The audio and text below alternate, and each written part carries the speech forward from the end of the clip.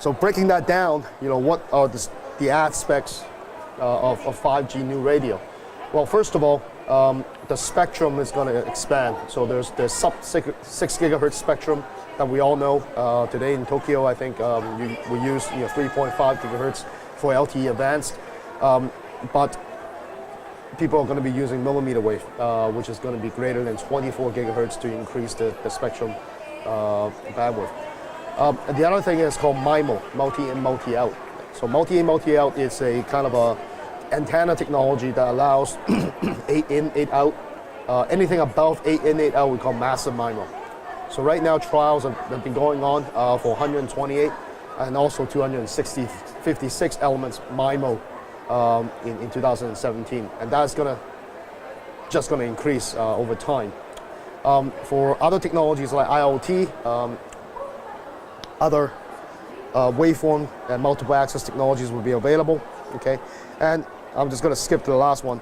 And another thing that's going to be coming is adaptive beamforming and beam tracking, kind of like our Wi-Fi routers today, where we can direct some of the energy towards a specific handset, etc., etc. So that is going to increase the performance and also the efficiency of the radio, allowing a higher download and also upload speed. So from the RF side, that's going to change.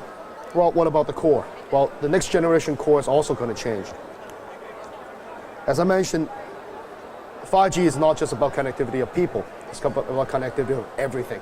So therefore, you're trying to make the network do a lot of different things at the same time, and it can't really do it well if it's just one single network. So therefore, they're going to virtualize it, and they are going to slice it. And by slicing it, what I mean is they're going to optimize it for different various services.